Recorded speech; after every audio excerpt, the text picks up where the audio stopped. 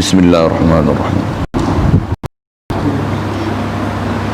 Alhamdulillahirabbil alamin. Wassalatu wassalam ala asyrafil anbiya'i wal mursalin wa ala alihi wa ashabihi wa azwajihi wa zurriyyatihi wa asbahihi ajma'in. Subhanaka la ilma lana illa ma 'allamtana innaka antal alimul hakim.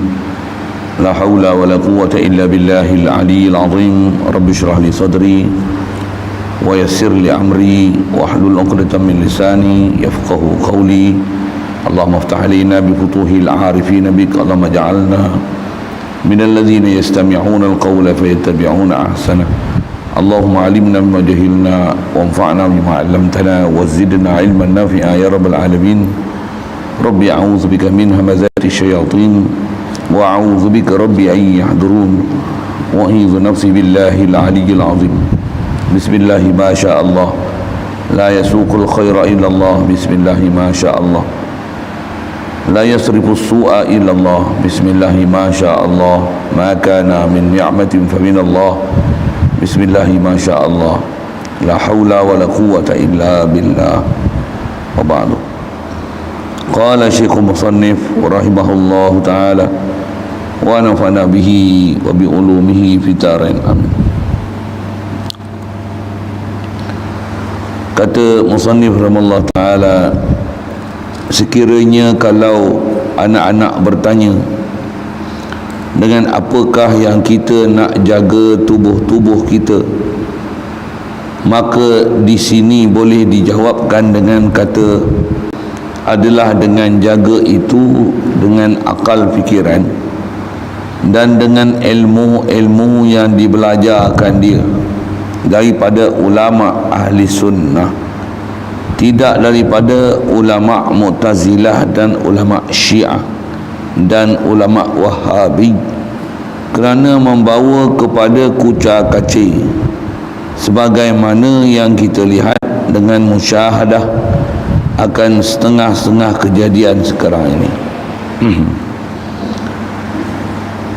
Hadirin sekalian, syukur Allah Subhanahu wa taala limpah kurnia dia masih diberikan kepada kita kesempatan berada atas muka bumi ini. Alhamdulillah, nikmat besar diberi kita Islam, yang mak ayah kita Islamlah kita sejak lahir lagi. Alhamdulillah, nikmat besar diberi kepada kita, dibesarkan dalam keadaan boleh ikut perintah Allah Ta'ala, boleh tinggalkan larangan dia. Alhamdulillah, dengan nikmat dan limpah kurnia diberi pula disedarkan kita untuk menuntut ilmu, disedarkan kita kefarduan mengaji, belajar, memahami agama Islam ini.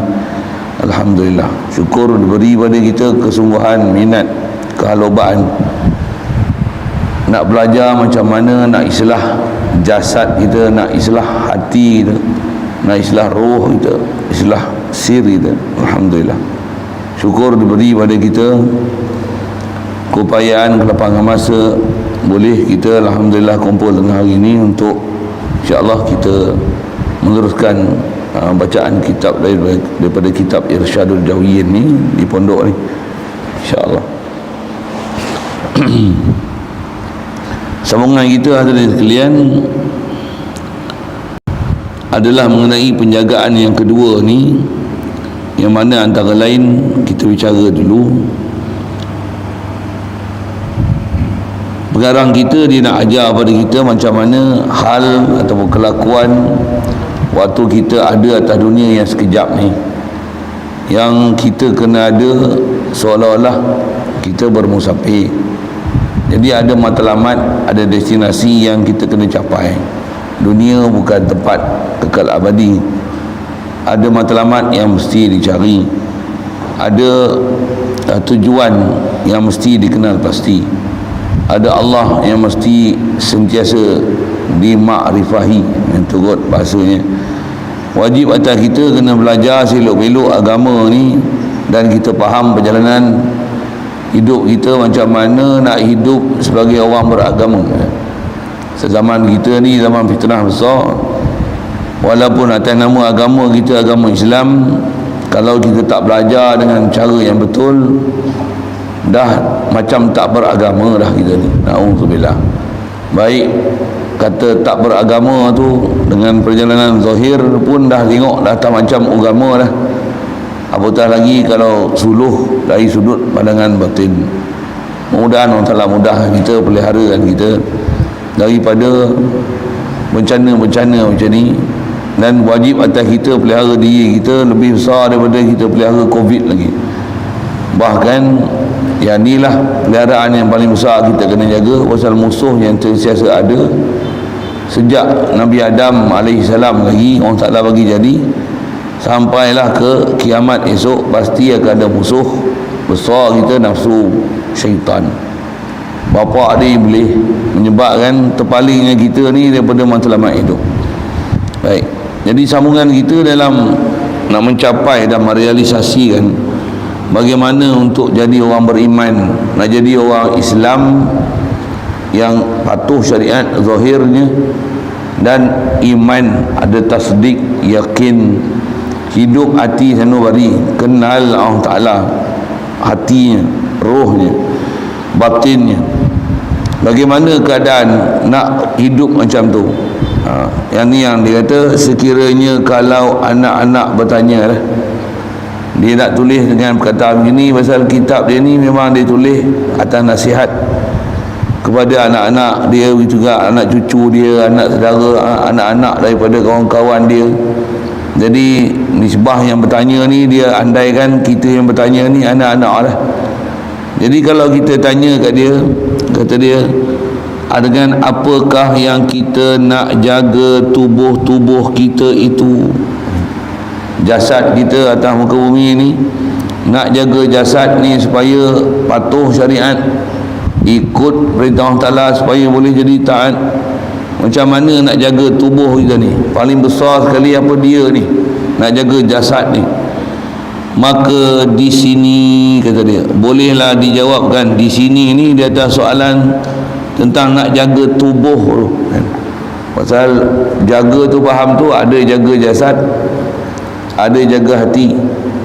Dua-dua kena jaga, dua-dua kena kawal supaya patuh perintah Allah Ta'ala. Jasad ni pakaian sekejap je. Sebenarnya kita ni bukan jasad kita. Jasad ni nak sebut apa, perkakas, alat tunggangan untuk kita pakai, alat yang kita tunggang, yang kita pakai sementara di sini je. Alam barzah bukan jasad ni dah kan. Jadi yang besar kita nak kena kenal, kita ni jasad ni sebagai pakaian kat sini je. Kita asal Allah Ta'ala bagi jadi kita roh kita. Roh tu sebelum dipakaikan kat jasad ni, dipakaikan dekat qalbi kita. Tu istilah ulama ni. Maksudnya sebelum pergi ke jasad ni, roh tu singgah dulu qalbi. Di qalbi tu pula barulah kat qalbi tu jasad. Satu jaga jasad, satu atas lagi untuk kita jaga, khasnya atas istilah batin ni, jaga qalbi. Besar lagi yang nak kena jaga qalbi, atas daripada jaga hati, istilahnya jaga roh. Atas lagi kalau istilah ulama kita sebut nak jaga sir kita, tu istilah lah. Ada tempat belajar orang saya sebut nanti sekali lalu pun nak pergi faham ni dulu, pasal tak faham yang ni, yang jauh-jauh lagi lah susah nak faham. Jasad pun tak boleh nak kawal, nak ikut perintah Allah Ta'ala. Macam mana nak betulkan hati? Dua-dua ni paling dekat sekali lah dengan kita. Kalau jasad boleh betul, hati boleh betul, insya-Allah Allah Ta'ala mudahkan kita untuk roh kita betul, sir kita betul. Mujahadah besar kita, jasad kita, qalbi kita. Dan besar ikhtiar dan taklif Allah Ta'ala beri pada kita adalah jasad kita, qalbi kita. Dua-dua kena jaga. Kalau jasad betul, qalbi tak betul, fasik namanya. Maksudnya ada perjalanan fiqh, tak ada perjalanan tasawuf. Tu istilah lain lah. Kalau hati betul, jasad tak betul, fasik, kefasikan fasik itu zindik namanya. Pasal apa? Konon nak jaga jasad, nak jaga qalbi, nak jaga batin, nak jaga hati, tapi jasad tak boleh jaga perintah Allah Ta'ala. Ni zindik, ni terkeluar daripada jalan Islam. Pasal batil, palsu, tak betul perjalanan yang dibawa oleh Nabi-Nabi dan Rasul, khasnya Nabi kita Muhammad sallallahu alaihi wasallam. Jadi atas kata soalan di sini macam mana nak jaga jasad kita, nak jaga tubuh kita ni. Macam ni. Di sini bolehlah dijawab. Kat sini ni dalam kes nak jaga tubuh ni, istilahnya nak jaga tubuh, takwa jasad yang turut bahasanya. Takwa qalbi lain hal. Ni takwa jasad dulu. Takwa jasad ni macam mana? Dijawabkan dengan kata adalah dengan jaga itu. Nak jaga jasad ni, jaga apa? Besar sekali jaga jasad adalah jaga akal fikiran. Satu antara jaga ni, jaga akal jangan jadi gila, jaga akal jangan sampai jadi mabuk ketum, makan pil kuda pil gajah kalau ada lah kan. Maka benda tak ketahuan itu yang sampai hilang perkiraan dan pertimbangan kita dengan perintah Allah Ta'ala. Dah tak gaduh dah dengan perintah-perintah syariat, tak gaduh dah nak istilahnya nak cari apa sepatutnya jasad ni untuk takwa dia macam mana. Pasal jasad ada takwa jasad, qalbi ada takwa qalbi. Jadi takwa jasad pertama sekali kata dia jaga akal. Jangan buat benda-benda yang boleh merosakkan akal. Dan antara benda yang kita kena jaga, nisbah apa ada kat badan kita ni, kat tubuh kita, akal lah. Dan dengan akal ni nanti kita bawalah kita boleh jaga agama kita. Pasal benda besar nak jaga akal, seluruhnya disebut jaga akal ni antaranya jangan mabuk, pening, hayal, sekali lalu sebut itu. Dan jaga ni dengan ilmu yang dipelajarkan dia, ilmu yang kita belajar, jaga elok-elok. Nisbah jaga tu pergi ambil ilmu yang betul. Nisbah jaga tu amalkan apa yang memang wajib untuk kita beramal dengan ilmu tu. Itu masuk kata kita jaga akal fikiran dan jaga ilmu yang dibelajarkan dia. Khasnya ilmu nak beramal ni ilmu agama lah. Dan ilmu agama ni ada dua amal, amal zahir ada, amal batin ada. InsyaAllah kita akan sebut tu. Asal nak sebut ialah jadi jaga kita akal fikiran ni supaya jangan ada benda yang merosakkan akal, jangan mabuk apa seumpama tu. Dan jaga ilmu yang kita belajar, jangan sampai belajar ilmu-ilmu yang sesat. Jadi nak jaga jasad ni besar sekali, jaga ni lah. Pasal tak jaga akal, tak jaga ilmu yang kita belajar, ambil daripada guru mana, rosak kita, walaupun nampak macam belajar, tapi belajar daripada guru yang salah, rosak kita. Nak kira belajar Yahudi belajar, Nasrani belajar, kadang dia orang lagi kuat belajar daripada kita, tapi belajar dia tak menyebabkan jadi takwa pada Allah Ta'ala. Takwa jasad tak ada, takwa qalbi tak ada. Zahirnya perjalanan tak betul, batinnya perjalanan pun tak betul. Jadi wajib kita jaga dengan akal ni dan dengan ilmu yang kita nak belajar. Nasihat dia kat sini, kata dia atas kata nak jaga tubuh kita ni, jaga daripada kita belajar ni, belajar daripada ulama ahli sunnah. Jaga.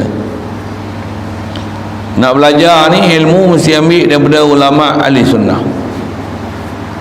Jadi kalau lain pada ulama ahli sunnah ni macam mana? Oh, masalah, memang masalah. Bahkan tambah kita belajar bukan daripada ulama ahli sunnah, belajar daripada ahli dunia, belajar daripada orang mabuk dunia, cinta dunia, belajar daripada orang kafir, lagi ya kan? Belajar daripada Yahudi, belajar daripada Nasrani, belajar pula falsafah, prinsip-prinsip yang menyebabkan boleh terbatal akidah dia. Ini dia kata nak belajar daripada ulama ahli sunnah. Faham tu ada Wahabi apa dia sebut depan sekali lalu kita baca tadi. Kalau belajar daripada orang kafir, belajar falsafah prinsip Yahudi, Nasrani, lagi teruk dia. Apa dia belajar daripada orang kafir ni? Belajar orang kafir. Contoh yang kita belajar sains misalnya, belajar sejarah, apa dia? Manusia asal daripada monyet. Ada belajar sejarah macam tu? Tak pernah jumpa. Oh, tak masuk sekolah menengah kot. Tak pernah masuk sekolah menengah, sekolah rendah, tak pernah. Oh, padat lah. Betul lah, bagus. Dia tak pernah dengar teori tu. Ada orang dia tak pernah masuk sekolah kebangsaan, sekolah rendah, tak, sekolah menengah, tak. Tak apa, dia tak dapat ilmu tu. Kita dengar pelik. Kita asal daripada apa? Asal daripada Nabi Adam. Belajar daripada ilmu sejarah. Saya nak sebut apa nama tak kerti. Molik apa istilah itu?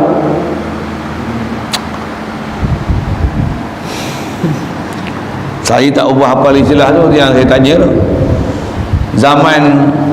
Zaman batu, zaman air, zaman gelap, dia ada nama-nama istilah tu. Poliolitik apa tu? Yang itulah saya nak sebut, tak kerti uduh no kopanya sebut nama tak betul. Dia kan kita sebut macam ni, zaman purba sudahlah. Kita belajar, saya dulu belajar ilmu purba tu memang belajar, memang itulah sekolah rendah gitu kan.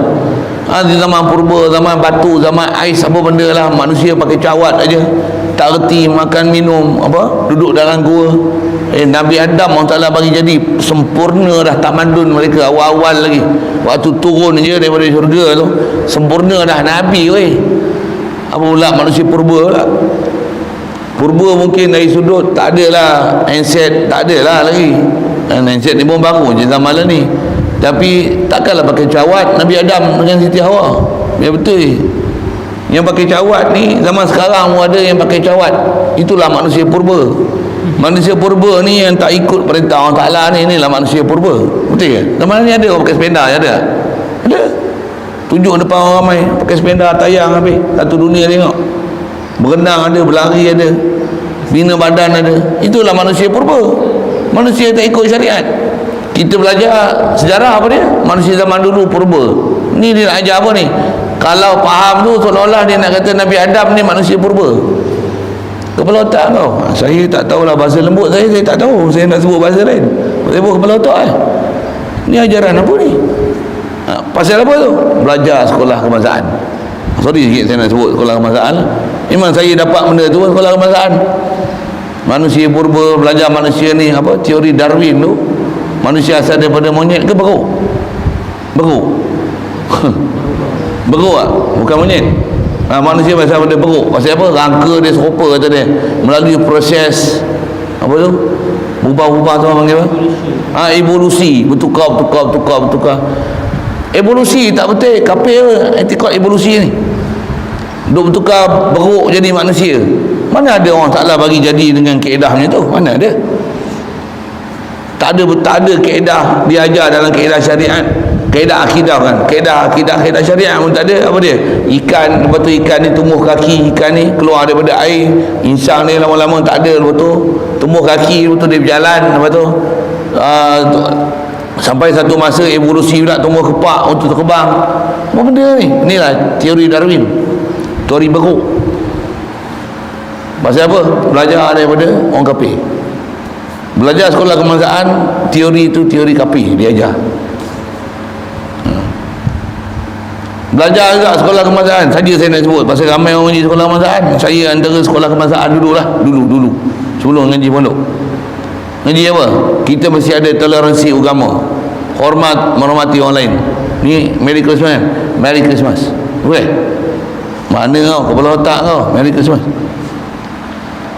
Mana ada kaedah kita diajar untuk memuliakan agama lain sampai mendoakan agama lain dan pengamalan dia yang batil, yang tak betul tu, supaya kita betul ansur dengan ajaran agama dia dan mendoakan dia supaya dia selamat dengan amalan agama dia.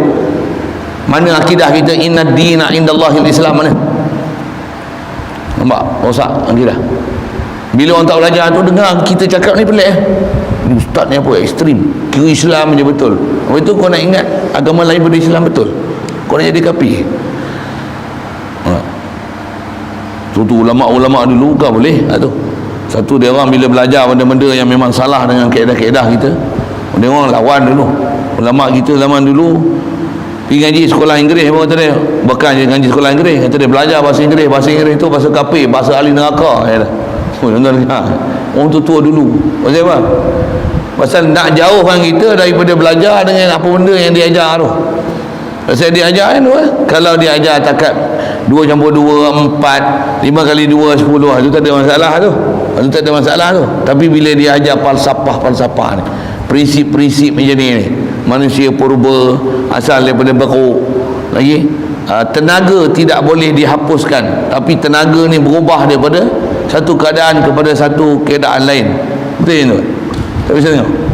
Kau tak pernah dulu pelajaran sains?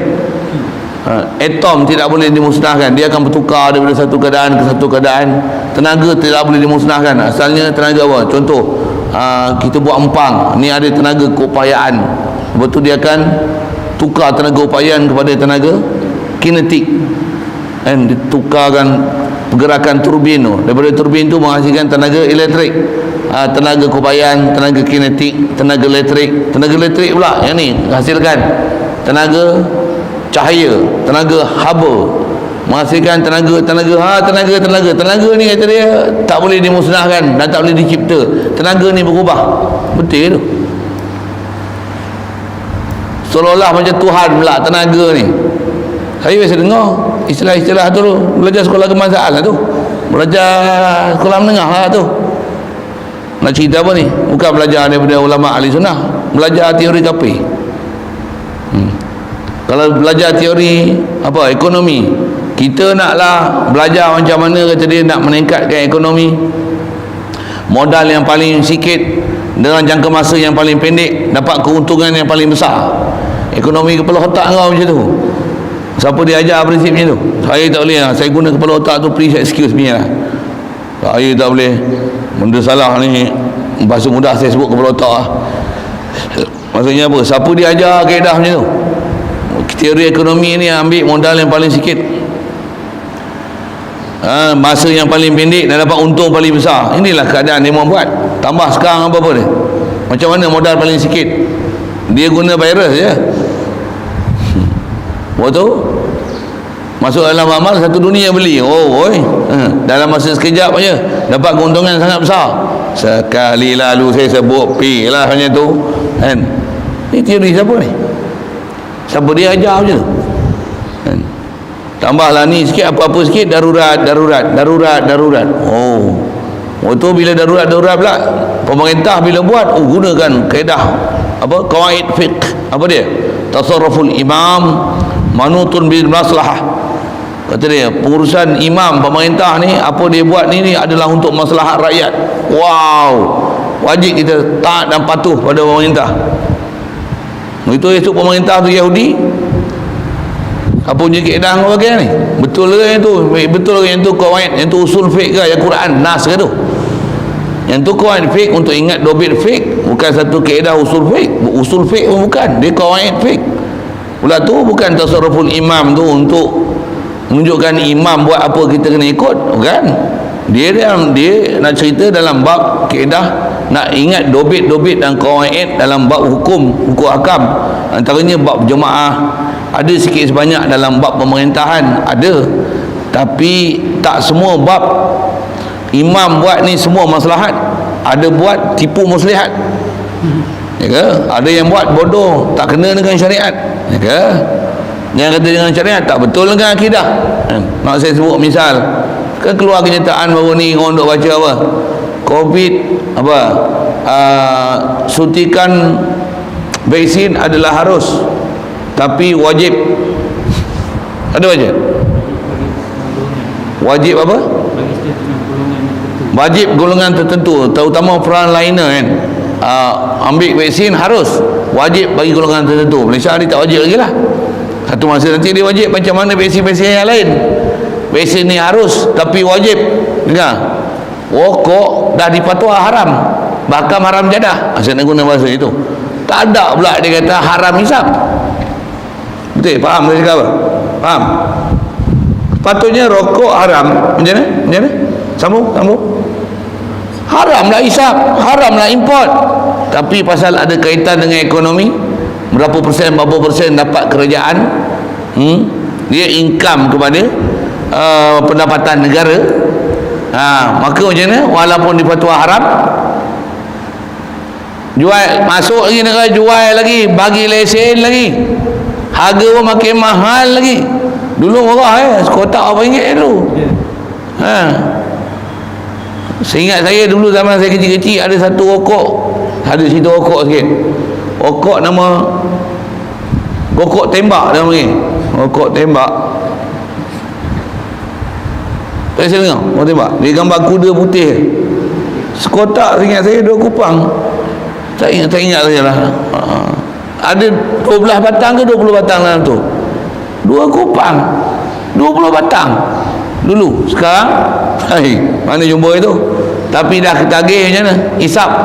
Saya nak kata apa, dah difatwa haram, tapi boleh import, boleh jual lagi. Vaksin harus, tapi wajib disuntik pada golongan-golongan dan kumpulan-kumpulan tertentu. Kepala otak apa ni? Belajar daripada ulama mana ni? Boleh faham saya sebut? Saya sentuh sekali je. Saya sentuh semua lagi, saya sentuh tu ialah. Belajar nanti wajib apa? Wajib belajar SPM sampai budak-budak tahfiz, budak-budak pondok. Kalau tak ada SPM, tak ada masa depan. Nampak? Itu siapa dia ajar kaedah tu? Belajar daripada orang dunia juga. Apa dia? Belajar pondok, tak ada masa depan. Nak makan apa? Nak kerja apa esok? Duduk pondok. Padahal orang keluar universiti pun belum tentu makan apa. Saya nak cerita apa ni? Dia orang belajar apa ni? Apa yang orang cakap ni? Benda yang dah busuk, dia orang tak nak, baru hantar kat pondok. Apa dia? Anak kalau cerdik-cerdik mengaji akademik, yang bodoh-bodoh jadi dah makan pil kuda, makan syabu, ambil dadah, isap okok, dah rosak akhlak dah. Rambut pun sebelah biru, sebelah hijau, sebelah kuning. Yang ni baru hantar pondok. Itu pun kata yang ni lah duk harap baca Yasin, baca doa untuk mak ayah masuk kubur esok. Kepala otak kan? Anak macam ni pun nak hantar masuk pondok. Yang cerdik-cerdik bagi masuk mengaji dunia. Yang cerdik-cerdik pergi ambil ngaji England, Australia, pergi ngaji orang kafir. Yang bodoh-bodoh yang mangkuk ayun ni nak suruh kami belah jadi ulama. Tak kucing kan? Bahasa saya tak kucing kepala otak kan? Keedah macam mana? Cerdik-cerdik lu main ngaji rumah. Hak bodoh yang tak biar mereka dia apa dah tak boleh belah lah. Baik jadi kita pun taklah macam tu. Hak tak elok pun kena bagi elok. Tambah yang elok kena jaga elok-elok. Bukan yang elok-elok pergi belajar dunia, yang tak elok pun pergi mengaji pondok. Siapa dia ajar tu? Hang belajar daripada ulama mana? Bahkan lagi lah sebut itu lah. Betul ya? Masyarakat macam tu lah.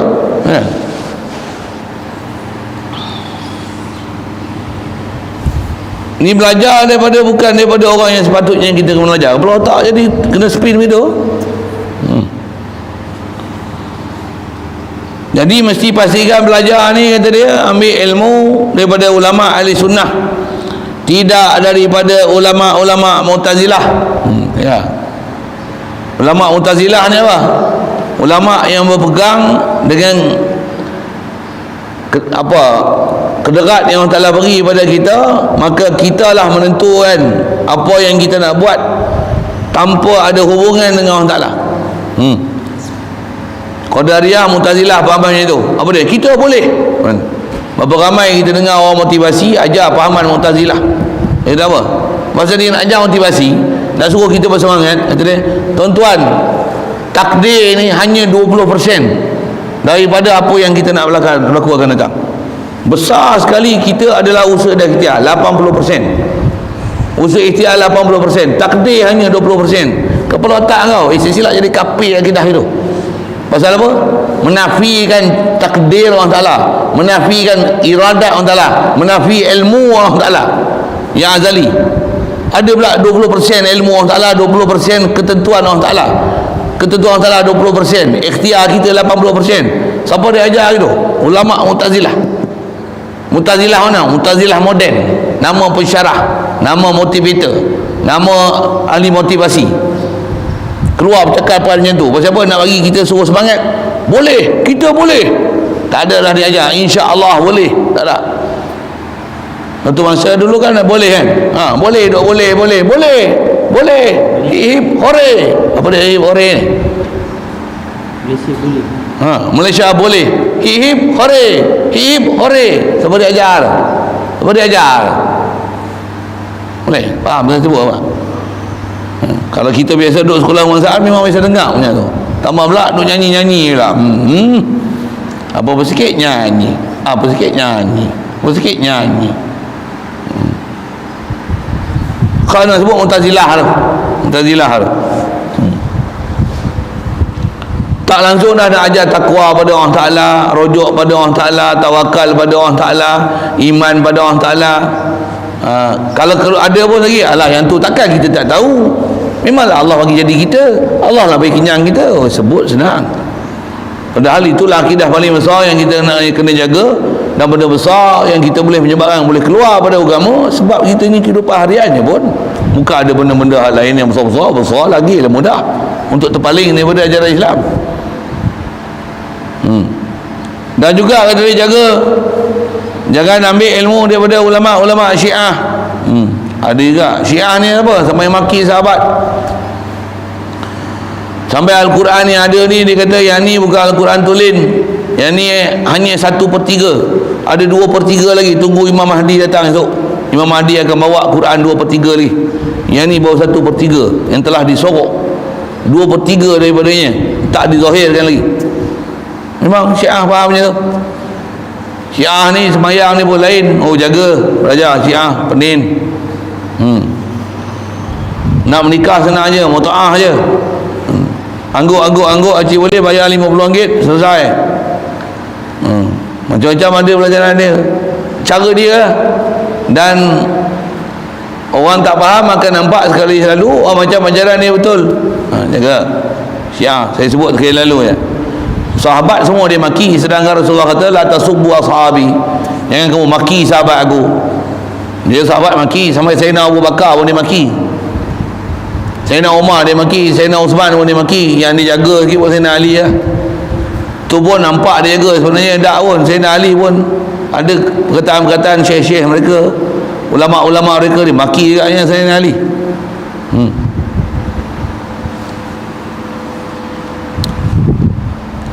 Dan jaga juga kata dia, jangan belajar daripada ulama-ulama Wahabi. Jaga. Zaman kita lah ni, Malaysia ni paling banyak ni dalam dunia. Malaysia ni Wahabi ni. Nak kenal Wahabi paling besar sekali apa dia? Doa akidah Allah Ta'ala. Doa akidah Allah ada muka, Allah ada tangan, Allah ada mata. Syekh dia tanya lagi, mana dalil Allah tak bertempat? Mana? Kami doa itikad Allah Ta'ala berdalil. Apa? Allah Ta'ala duk atas arah, kami ada dalil. Mana dalil Allah Ta'ala tempat? Bagi nas. Patutnya kita tanya dia tanya kita. Tak pelik itu. Ni Wahabi macam ni. Habis semua bid'ah semua. Wirid bid'ah.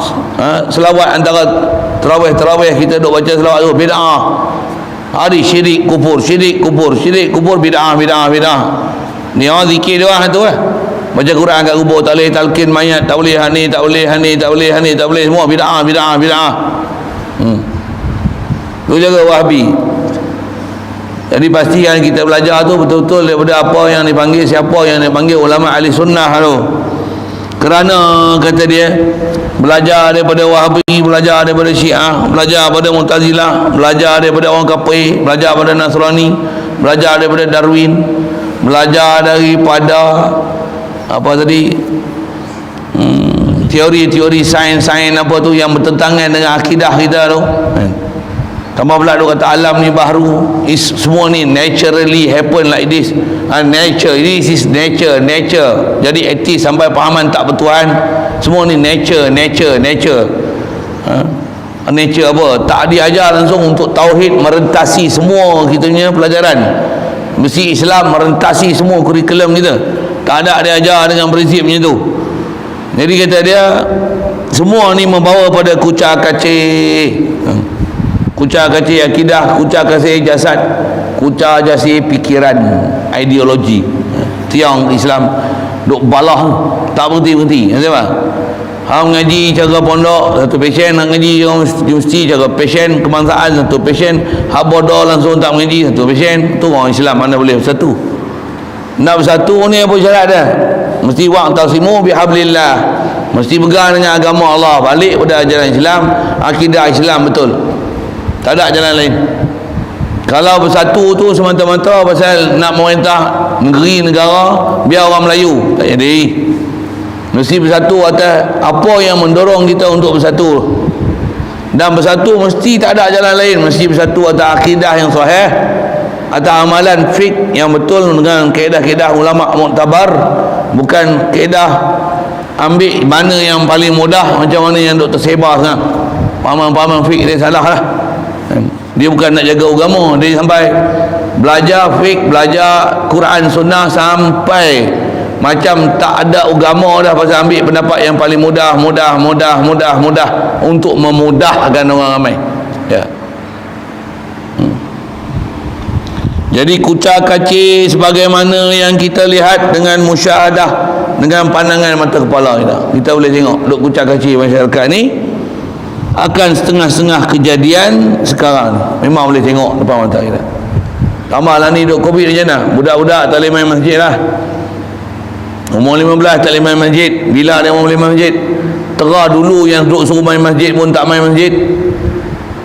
Saya punya pengalaman kalau duk ngajar masjid surau ni boleh bilangan jari ya, berapa anak muda yang main masjid. Boleh bilangan jari. Padahal punya ramai, seramai-ramai yang duk ada sekolah kebangsaan tu, boleh kata bahasa mudah dia purata, boleh kata tak ada lah anak muda main masjid. Yang main semua yang tua-tua lah. Tua pula tak boleh main masjid pula, 70 ke atas tak boleh main masjid. Bayang nak siapa dia main masjid, yang sunyi je. Kalau ada pula ngaji pula dia tak faham apa benda dia sepatutnya kena mengaji. Mengaji pula dengan dia rasa dia kata tak perlu mengaji, dia rasa dengan apa yang dah ada pada dia dah cukup, sedangkan dia tak pernah mengaji. Ni semua punca-punca. Jadi kucar kacir, tak belajar betul-betul daripada ulama ahli sunnah, tak belajar betul-betul daripada orang yang sepatutnya kita ambil ilmu dia. Ilmu macam mana? Yang tu sikit lah nasihat. Dia kata kalau ada orang tanya nak jaga jasad ni, nak jaga macam mana? Kena jaga ni, jaga fikiran, jaga ilmu ni kita ambil daripada siapa. Jadi janganlah ambil benda-benda yang boleh rosakkan fikiran. Satu antara saya sebut sikit sekali lalu, judi. Antara judi ni rosak siapa? Pasal dia rosakkan fikiran. Orang dah biasa judi, dia tak boleh duduk diam. Dia selagi tak judi dia tak puas. Dia rasa dia dengan judi ni dia dah dapat satu ketagihan apa dia, dan di atas satu itikad, kalau aku dapat ni sekali senang selama-lamanya, sedangkan belum tentu dia tak dapat ataupun tak dapat. Jadi rosaklah fikiran ni. Banyak yang rosak macam ni kan, rosak macam ni. Bila judi rosak fikiran, satu diharamkan judi. Dalam kita hidup ni banyak judi. Yang tu pun saya syarah panjang sangat lagi, banyak sangat saya nak uraikan. Tapi saya nak kata, asal saya nak cerita, bila judi ni boleh bawa ketagih, judi main game ketagih tak? Boleh ketagih. Jadi rosak. Mengaji mengantuk je. Main game okey, rosak. Dia rosak lah. Maksudnya kepala otak dah tak betul ya. Dia tak nampak dah apa sebenarnya yang dia kena beri apa tumpuan khas. Yang ni kena ambil berat. Yang ni lah jadi matlamat hidup. Dia tak nampak. Dia kira tumpuan besar dia main game nak menang, nak skor markah, dapat point macam ni, dapat apa. Dia dapat kepuasan. Kalau main tembak-tembak boleh bunuh orang jahat ni, okey lah. Boleh naik stage 1, stage 2, stage 3. Betul kan? Senyum dia. Boleh naik ni, stage ni. Cuma Quran boleh juzuk 1, juzuk 2, juzuk 3, juzuk 4. Ada macam tu.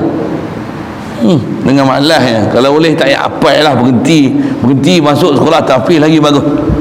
Buat susah je nak kena baca Quran, nak ulang Quran lagi.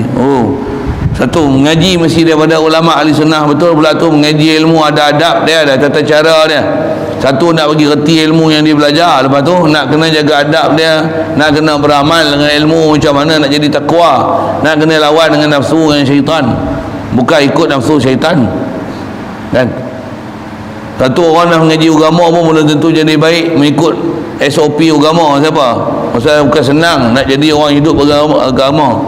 Kalau senang, kalau Allah Ta'ala tak hantar Nabi Rasul untuk ajar agama.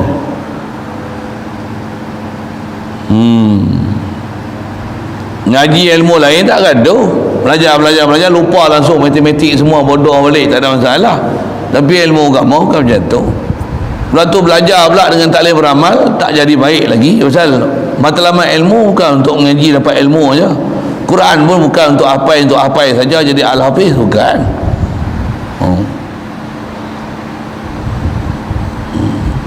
Yang kata kena belajar daripada orang yang betul, baru kita boleh dibawa pada jalan yang betul.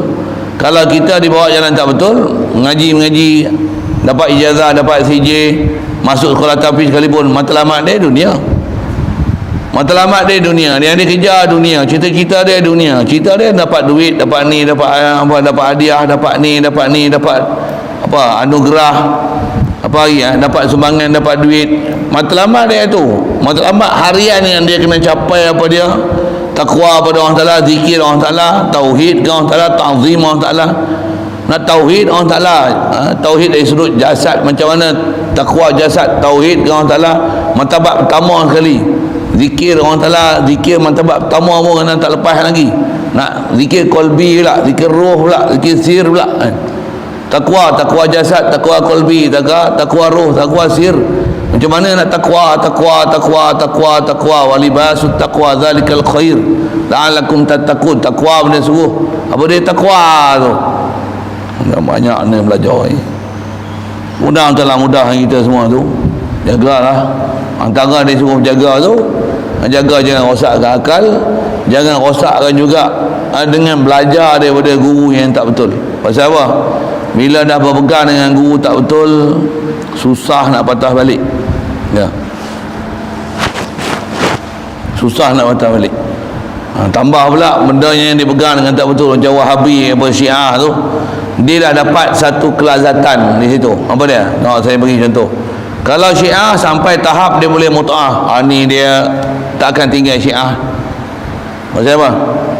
Mut'ah bagi orang muda. Sorry saya sebut tu.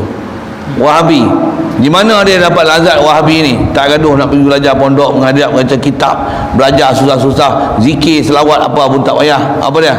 Belajar cara mudah, dengar syarahan cecet ni bid'ah. Dia dah seronok dah dengan ikut hawa nafsu dia. Dia takkan seronoknya pergi belajar daripada ulama-ulama Rabbani. Dia tak taubat, tak pergi belajar. Siapa? Dia dah seronok dengan nafsu dia.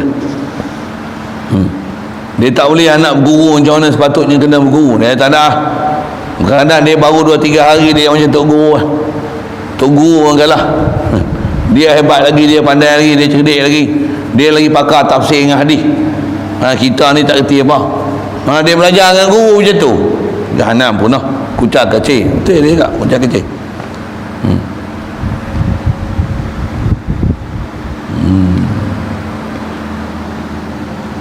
Marilah anak-anak baca dan perhati firman Allah Ta'ala. Okay. Ada bab dia nak sambung lah tu. Tengah hari ni bawa mukadimah. InsyaAllah kita sambung malam ni lepas isyak kita baca. Saya pun tak biasa ada kat sini malam Jumaat kan. Tengok lagi kita sembang macam. Tapi kalau ikut sebab kita baca ni lepas isyak, InsyaAllah. Situ dulu soalan kalau ada.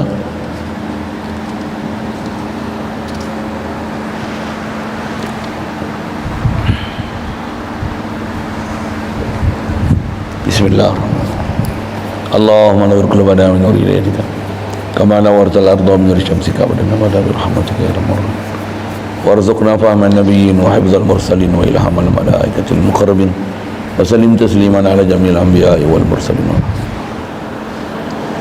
Allahumma salli afdal salatin ala asadi makhluqatika sayyidina Muhammad wa ala آله وصحبه وسلم عدد معلوماتك ومداد كلماتك كلما ذكرك الذاكرون وغفل عن ذكرك الغافلون. اللهم صل أفضل صلاة على أسأل مخلوقاتك سيدنا محمد وعلى آله وصحبه وسلم عدد معلوماتك ومداد كلماتك كلما ذكرك الذاكرون وغفل عن ذكرك الغافلون. اللهم صل أفضل صلاة على أسأل مخلوقاتك سيدنا محمد وعلى آله وصحبه وسلم عدد معلوماتك ومداد كلماتك كلما ذكرك الذاكرون وغفل عن ذكرك الغافلون. اللهم صل أفضل صلاة على أسعد مخلوقاتك سيدنا محمد وعلى آله وصحبه وسلم عدد معلوماتك ومداد كلماتك كلما ذكرك الذاكرون وغفل عن ذكرك